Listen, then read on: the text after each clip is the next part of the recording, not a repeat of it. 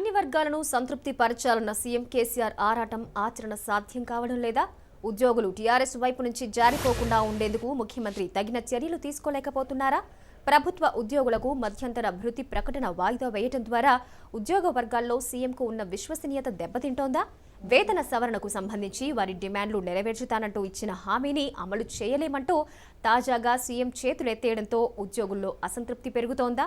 సాధ్యాసాధ్యాల గురించి ఆలోచించకుండా సీఎం ముందుగా హామీలివ్వటం, నిర్ణయాలు తీసుకోవటం, ఆ తర్వాత వాటి అమలు కష్టమవుతూ ఉండడంతో అధికార టీఆర్ఎస్కు వివిధ వర్గాలు దూరమవుతున్నాయా?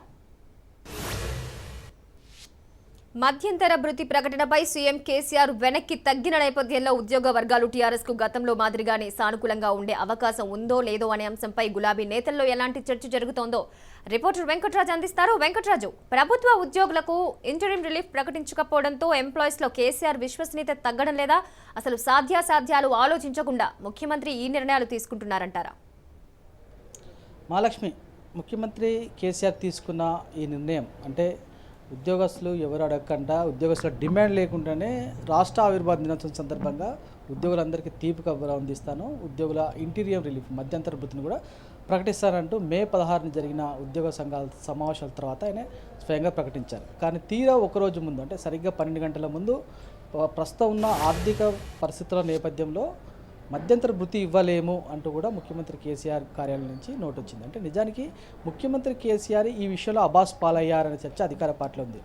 అవసరం లేని డిమాండ్ను ఆయన తెర మీద తీసుకొచ్చి దానికి పరిష్కారం చూపించకుండా మధ్యలో చేతులు ఎత్తేయడం వల్ల ముఖ్యమంత్రికి పూర్తిగా పరిపాలనపైన అవగాహన లేదు. ఉద్యోగ సంఘాల సమస్యలు ఏంటి, వాటిని ఎలా పరిష్కరించాలి, ఆర్థిక పరిస్థితులు ఎలా ఉన్నాయి, ప్రస్తుతం ఉన్న డిమాండ్లు ఏంటి అనే అంశం లేకుండా ఉత్తగానే రాజకీయపరమైన హామీలాగానే ఇట్లా ఆర్థికపరమైన అంటే ఈ డబ్బులతో కూడిన అంశం విషయాన్ని కూడా ఊరికేనే ఒక నార్మల్ ప్రకటన చేసినట్టు చేశారు. ఇది చాలా వివాదాస్పదమైన ప్రకటన అనేది మాత్రం ప్రస్తుతం అధికార వర్గాల్లో ఉంది. నిజానికి ఆ రోజు ముఖ్యమంత్రి కేసీఆర్ అధికారులతో ప్రధానంగా ఆర్థిక శాఖ అధికారులతో సమావేశమై ప్రస్తుతం ఉన్న ఆర్థిక వ్యవస్థ ఏ విధంగా ఉంది, మనకు వస్తున్న రాబడి ఏంటి, ముందున్న వ్యయాలు ఏంటి అనే అంశాలు చర్చించకుండా ఉన్నపలంగా ప్రకటించి ఇప్పుడు వెనక్కి తగ్గడం వల్ల ఉద్యోగస్తులలో కొంత అబాస్పలయ్యారు, అపాస్యమయ్యారు. ఒక రకంగా ఉద్యోగ సంఘాలు కూడా నవ్వుకుంటున్నాయి చాలామంది. అంటే నిన్న ముఖ్యమంత్రి కార్యాలయం నుంచి ప్రకటన వెళ్ళిపోయిన తర్వాత చాలామంది ఉద్యోగ సంఘ నాయకులతో కానీ మామూలు ఉద్యోగులతో మాట్లాడినప్పుడు ముఖ్యమంత్రి మేము అడిగామా మధ్యంతర వృత్తి, ఆయనే స్వయంగా ప్రకటించారు, ఆయనే ఇయ్యలేను, ఆర్థిక పరిస్థితి ఘోరంగా ఉందంటూ కూడా ప్రకటన చేయడం చూస్తుంటే ఖచ్చితంగా ముఖ్యమంత్రికి ఈ అంశంపై అవగాహన లేదు. అదే సమయంలో ప్రస్తుతం ఉన్న మధ్యంతర భృతి భవిష్యత్తులో ఇస్తా అని కూడా ఆయన పరోక్షంగా చెప్పారంటే పీఆర్సీ ఒకవేళ ఇప్పటి నుంచి సీరియస్గా పనిచేసిన ఆగస్టు 15 లోపు పీఆర్సీ తన నివేదిక ఇస్తే ఆ నివేదిక ఆగస్టు 15 లోపు వచ్చే అవకాశం ఉందా? ఇప్పుడున్న పరిస్థితుల్లో మరింత కాలయాపన జరిగే అవకాశం ఉంది. అది ఎన్నికల అంశంతో ముడిపడే అవకాశం ఉంటుంది. ఈ మధ్యంతర భృతి కానీ ఫిట్మెంట్ కానీ ఒక ఆందోళన మాత్రం ప్రస్తుతం ఉద్యోగ వర్గంలో ముఖ్యమంత్రి కేసీఆర్ యొక్క ఈ పీఆర్సీకి సంబంధించిన ఇష్యూలో మాత్రం వారు ఎన్నికల తర్వాతనే అమలు చేసే అవకాశం ఉంది, కానీ ఇప్పటికున్న పరిస్థితుల్లో అమలు చేసే అవకాశం లేదనేది మాత్రం ప్రస్తుతం ఉద్యోగ వర్గాల్లో జరుగుతున్న చర్చ. నిజానికి ముఖ్యమంత్రి కేసీఆర్ వ్యవహార శైలిపైన కూడా అనేక అనుమానాలు ఉన్నాయి. నిజానికి ఉద్యోగస్తులతో ముడిపడిన అంశం ఈ జోనల్ వ్యవస్థ అవసరమే లేదు అంటూ తెలంగాణ ఏర్పడిన తర్వాత ముఖ్యమంత్రి కేసీఆర్ స్వయంగా ప్రకటించారు. అందరూ కూడా ఉద్యోగ సంఘాలకు సంబంధించిన నాయకులు కూడా ముఖ్యమంత్రి చెప్పారు కదా, ఇక మనకు అసలు జోనల్ వ్యవస్థే వద్దన్నారు. జోనల్ వ్యవస్థ వద్దంటే చాలా సమస్యలు వస్తాయి, చాలా సాంకేతిక సమస్యలు వస్తాయి అంటూ కూడా తర్వాత నిపుణులు చెప్పడంతో తర్వాత మనసు మార్చుకున్నారు.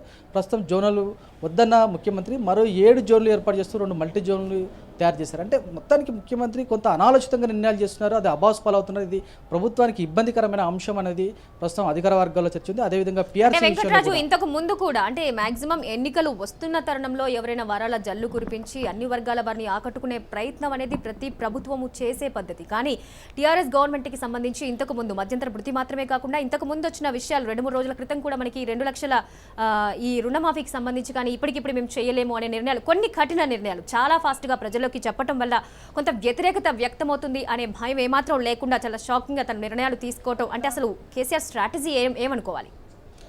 అంటే కేసీఆర్ నిజానికి ఎమోషనల్గా కొన్ని నిర్ణయాలు తీసుకుంటారు. ఆ ఎమోషనల్గా తీసుకునే నిర్ణయాలు ఆర్థిక అంశాలతో పాటు సాంకేతిక అంశాలు, న్యాయపరమైన అంశాలు ముడిపడి ఉండడం వల్ల ఈ యొక్క ఇబ్బందులు వస్తున్నాయి. జోనల్ వ్యవస్థ రద్దు విషయంలో కానీ తిరిగి కొత్త జోన్లు కావాలని, అసలు స్టేట్ సర్వీస్ ఉండొద్దు, మళ్ళీ స్టేట్ సర్వీస్ ఉండాలి, ఇటువంటి కొన్ని కీలకమైన అంశాల విషయంలో ముఖ్యమంత్రి ఎవరితో సంప్రదించకపోవడం, ఒకవేళ చాలామంది అనేక విషయాలపైన ముఖ్యమంత్రి చెప్పేందుకు ముందుగా కొంత చొరవ చూపే ప్రయత్నం చేసినా ముఖ్యమంత్రి వారి మాటలు వినకపోవడం వల్ల ఇలాంటి అంశాలు వివాదాస్పదం అవుతుందని చెప్తున్నారు. ఇప్పుడు నిజానికి ఎన్నికల సమయం కాకుండా మధ్యంతర భృతి ఇస్తానని ముఖ్యమంత్రి ఉద్యోగస్తులపైన కొంత సానుభూతి వ్యక్తం చేసినా ఆర్థిక పరిస్థితి అలా లేదు. ప్రస్తుతము రైతు బంధు పథకంకు 6,000 కోట్లు రుణం తీసుకొచ్చి ఆ రైతు బంధు పథకాన్ని అమలు చేయడం జరిగింది.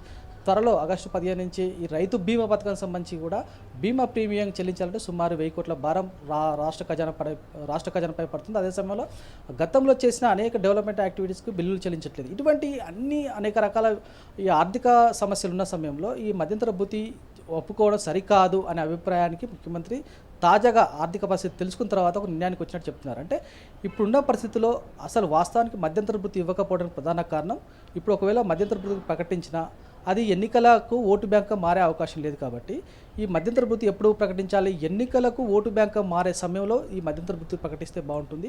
ఆ తర్వాతనే ఆ యొక్క ఫిట్మెంట్ ఏర్పాటు చేస్తే అంటే తిరిగి 2019 తర్వాత తిరిగి అధికారంలోకి వస్తాను అనుకున్న టీఆర్ఎస్ అప్పుడు ఫిట్మెంట్ అమలు చేస్తే బాగుంటుంది తప్ప ఇప్పుడు అవసరం లేదని ఒక నిర్ణయానికి వచ్చింది. కాబట్టి ఇదంతా కూడా కొంత ఉద్యోగస్తుల్లో కొంత అసంతృప్తి ఉన్నా కానీ అది దీర్ఘకాలంలో అసంతృప్తి ఉండకపోవచ్చు. ఈ యొక్క ఐఆర్ను అనౌన్స్ చేసిన తర్వాత అటువంటి అసంతృప్తి తొలగిపోతుంది అనే ఒక ఆలోచనలో ముఖ్యమంత్రి కేసీఆర్ ఉన్నట్టు కాబట్టి ఈ యొక్క భృతిని ప్రస్తుతానికి వాయిదా వేసినట్టు అధికార వర్గాల్లో చర్చ జరుగుతుంది. మహాలక్ష్మి.